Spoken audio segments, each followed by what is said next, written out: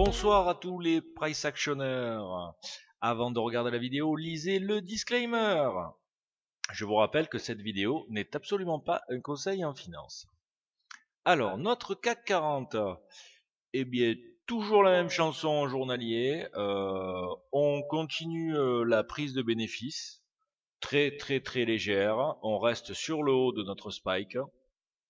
Rien d'autre à dire. En une heure, nous sommes toujours collés sur la résistance des 5070. Tout mènerait, on a plusieurs major moves qui nous mèneraient à 5055. On va voir ça en 5 minutes. Voilà. Alors la journée a été quelque peu difficile, je trouve. Ça a été une journée assez technique, à mon goût. Alors, qu'est-ce que nous avons fait? Nous avons ouvert sur une belle spike ici. Voilà, qui s'est prolongée jusqu'à la bougie numéro 6. Puis ensuite, les cours ont formé une wedge qui a été cassée donc par le bas sur la bougie assez franchement sur le tout bas reversal ici et la bougie numéro 9. Sur cassure, le premier objectif était bien sûr d'aller rallier le précédent plus bas ici sur la bougie numéro 6, chose qui a été faite, et puis on a eu un rebond à ce niveau-là. Donc ce qui pouvait nous faire anticiper une zone de range, sachant que nous avions quand même, là vous voyez, 1, 2, 3 points de contact sur le haut, bon ça c'est dû à la wedge, et 2 points de contact sur le bas, donc fallait s'attendre quand même à une zone de ranging. Ensuite, un peu plus tard, entre midi et 2, rien de spécial. Un peu plus tard, que s'est-il passé? Et bien sur l'opening, on a commencé à dévisser au niveau des US à la baisse. Le CAC a suivi, il a breaké le bas du range avec plusieurs mèches, donc pas de façon. Le low one ici avec son suivi aurait pu piéger certains traders, mais je dirais l'accumulation de mèches était quand même délicate à trader.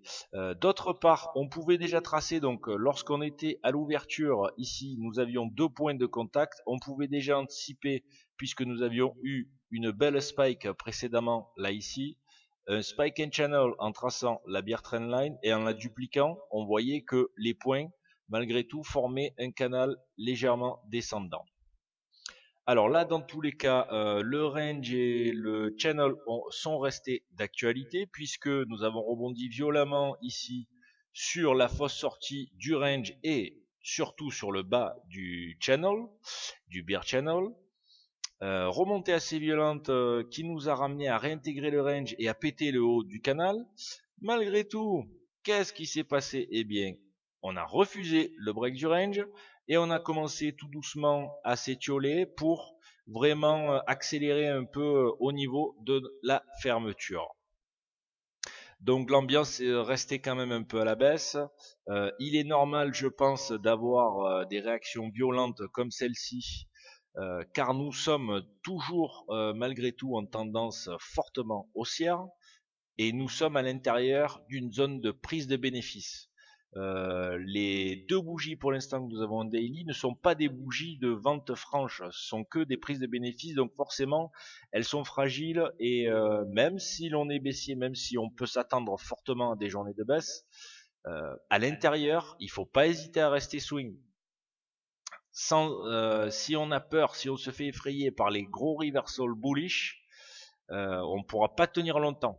Voilà, parce que là, sur cette spike là, 61.8 a été explosé, etc. Sachant que ce qui sauve le trader dans ces journées-là, c'est les signaux. Ce sont les signaux. Si on attend nos signaux, il n'y a pas de problème. Si vous êtes short et que vous attendez vos signaux bear, il n'y a aucun souci. Là, par exemple, sur cette spike, vous ne rentrez pas. Vous rentrez à la limite, allez, on peut commencer à rentrer ici sur reversal sur le haut du range ou sur micro double top. Mais bon, ceci dit, voilà, jusqu'en haut du range, nous n'avions pas de présence des bears, donc aucune possibilité de rentrer. Voilà, donc pour demain, qu'est-ce qu'on pourrait anticiper? Pas grand-chose, si ce n'est que on va s'attendre quand même à une réaction des bullish à partir de demain. Si les cours continuaient à se dégrader, et je dirais avec une certaine force, là on pourrait commencer, ça pourrait commencer à être intéressant, et on pourrait commencer à observer les niveaux de Fibonacci.